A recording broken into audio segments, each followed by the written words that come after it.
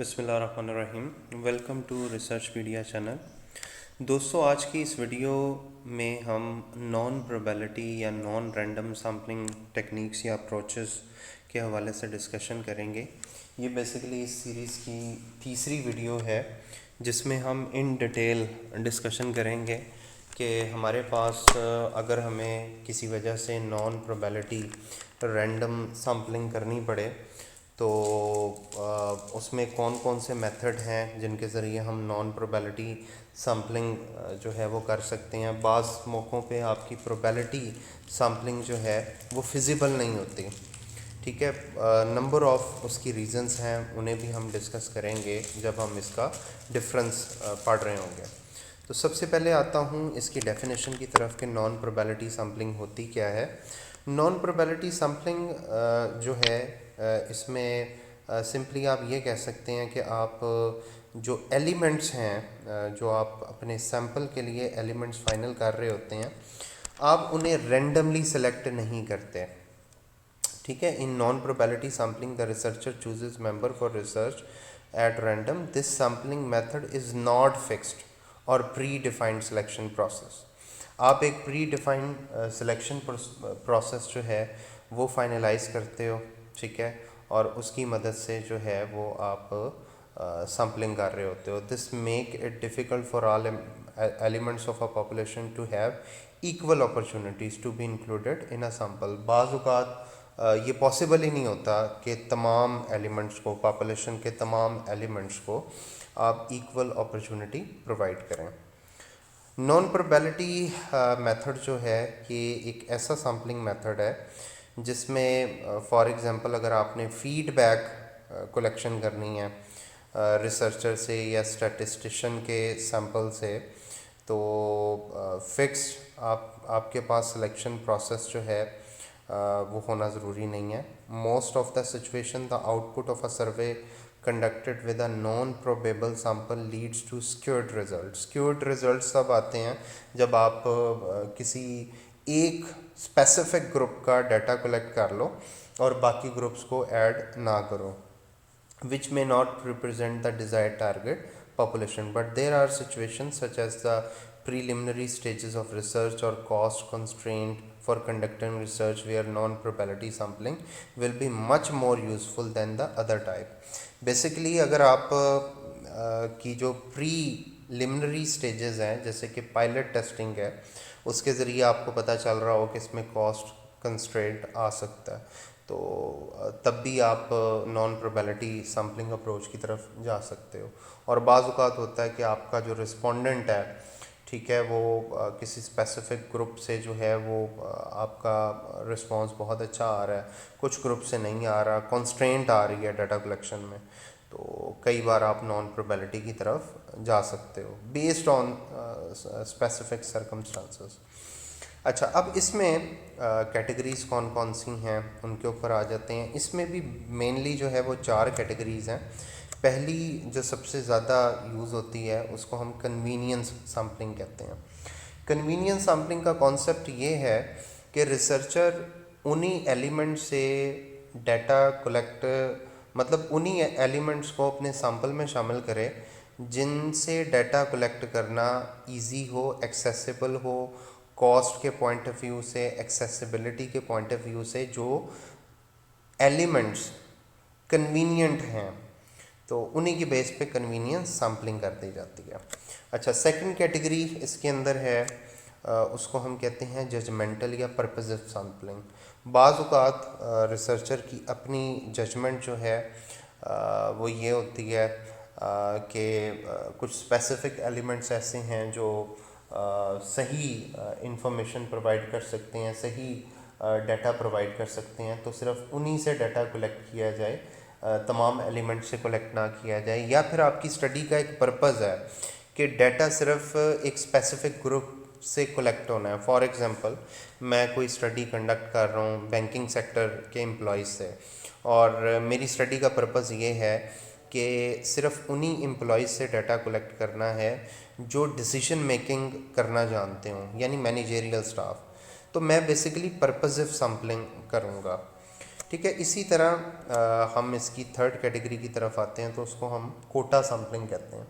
Kota sampling का मतलब ये होता है कि जब आप एक परसेंटेज फिक्स कर दो कि मेरी स्टडी का इतने परसेंट जो डाटा है वो फ़लाँ ग्रुप से आएगा और इतने परसेंट जो है वो डाटा वो फ़लाँ ग्रुप से आएगा। जैसे मेल फीमेल की जो है वो डिस्ट्रीब्यूशन कर दी आपने सैंपल कलेक्ट करते हुए कि जी 40% डाटा जो है वो फीमेल से कलेक्ट होगा, 60% जो डाटा है वो मेल से कलेक्ट होगा, या 20% जो है वो एक प्रोविंस से हो जाएगा, 30% दूसरे प्रोविंस से, ठीक है, 40% जो है किसी और प्रोविंस से, और रिमेनिंग जो है वो लास्ट प्रोविंस से डाटा कलेक्ट हो जाएगा। तो जब इस तरह से आप परसेंटेज वाइज जो है वो कैटेगरीज बना दो डाटा कलेक्शन के लिए या सैंपल सिलेक्शन के लिए, तो उसको हम कोटा सैम्पलिंग बेसिकली कहते हैं। अच्छा, इसी तरह जो फोर्थ कैटेगरी है दैट इज़ कॉल्ड स्नोबॉल या नेटवर्क सैम्पलिंग। स्नोबॉल या नेटवर्क सैम्पलिंग का मतलब ये होता है कि बाज़ केसेस ऐसे होते हैं कि आपको नेक्स्ट एलिमेंट का नहीं पता चल रहा होता। यानी एक बंदे से आपने डाटा कलेक्ट किया और उस बंदे से कहा कि मुझे नेक्स्ट बताएं कि मैं ये जो डाटा मैं कलेक्ट करना चाह रहा हूँ आपसे मैंने कर लिया है, मुझे नेक्स्ट अब किसके पास जाना चाहिए, तो वो आपको नेक्स्ट पर्सन रेफ़र करना शुरू कर देगा। ठीक है, जैसे जैसे आप आगे बढ़ते जाएंगे आपका नेटवर्क बढ़ता जाएगा। यानी नेक्स्ट अगर वो 2 बंदों को रेफ़र करता है, उनसे डाटा कलेक्ट करते हैं, हो सकता है कि वो मज़ीद 2 या 3 लोग आपको रेफ़र कर दें, और ये आगे एक नेटवर्क बनता जाएगा जिसको आप स्नोबॉल या नेटवर्क सैम्पलिंग भी कहते हैं।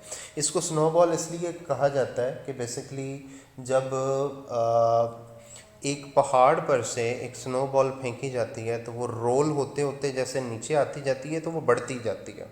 तो ये जो नेटवर्क सैम्पलिंग होती है या स्नोबॉल सैम्पलिंग होती है, इसमें भी जिन एलिमेंट से आप डाटा कलेक्ट करना चाह रहे होते हैं, ये जैसे जैसे आप आगे बढ़ते जाते हैं ये एलिमेंट्स आपके इंक्रीज़ करते जाते हैं। यूजेस क्या हैं जी नॉन प्रोबेबिलिटी सैम्पलिंग के? पहला यूज़ है कि आप हाइपोथेसिस जो है वो आप इजीली क्रिएट कर सकते हो। Researcher use the non probability sampling method to create an assumption when limited to no prior information is available. आप रिसर्चर इस टेक्निक को तब यूज़ करता है जब ये अज्यूम किया जा रहा हो कि आपके पास या तो लिमिटेड नॉलेज है या प्रायर नॉलेज आपके पास अवेलेबल नहीं है।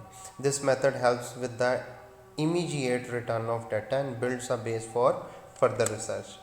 अच्छा जी, सेकंड इसका यूज़ है जी एक्सप्लोरेटरी रिसर्च। अगर आप एक एक्सप्लोरेटरी स्टडी कंडक्ट करना चाह रहे हैं, किसी चीज़ को एक्सप्लोर करना चाह रहे हैं फर्दर, तो उस सूरत में भी आपको नॉन प्रोबेबिलिटी सैम्पलिंग जो है वो हेल्प आउट करेगी। Researcher use this sampling technique widely when conducting a qualitative research, pilot study और एक्सप्लोरेटरी रिसर्च। तीसरा इसका यूज़ ये है कि बजट और टाइम कंस्ट्रेंट, अगर आपको प्रोबेबिलिटी बेस में बजट और टाइम कंस्ट्रेंट आ रहा है तो आप नॉन प्रोबेबिलिटी सैम्पलिंग मेथड जो है वो आप यूज़ कर सकते हो। अच्छा, डिसीजन हम कैसे करते हैं कि हमने प्रोबेबिलिटी बेस जो है वो सैम्पलिंग टेक्निक यूज़ करनी है या नॉन प्रोबेबिलिटी बेस करनी है? तो इसके लिए कुछ गाइडलाइन है। पहली गाइडलाइन है, for any research it is essential to choose a sampling method accurately meet the goal of your study. सबसे पहले आपने अपनी स्टडी का गोल चेक करना है, गोल क्या है।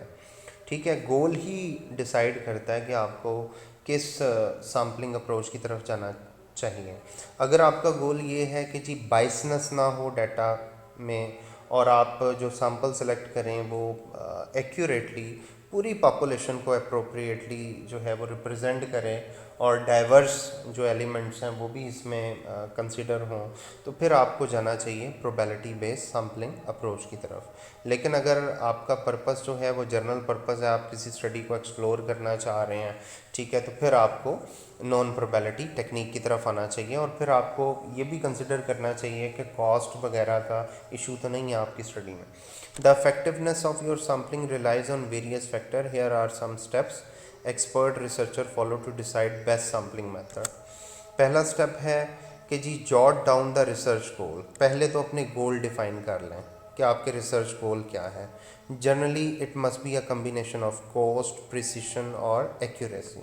ठीक है, इन चीज़ों की बेस पे आप अपने गोल डिफाइन कर लें। Identify the effective sampling technique that might potentially achieve the research गोल। आप आइडेंटिफाई कर लें कि कौन सी रिसर्च टेक्निक ऐसी होगी जो इन गोल्स को अचीव करने के लिए इस्तेमाल की जाती है। Test each of these method and examine whether they help in achieving your goal. एक आप जो है वो टेस्ट स्टडी या प्री टेस्ट स्टडी जो है वो आप कंडक्ट करके चेक कर लें कि कौन सा मेथड ऐसा है जिसके ज़रिए आप अपने गोल्स को अचीव कर सकते हैं। Select the method that works best for your research. Testing के अंदर जो मेथड आपको इफेक्टिव रिजल्ट्स प्रोवाइड कर रहा है उसको आप फाइनलाइज कर लें।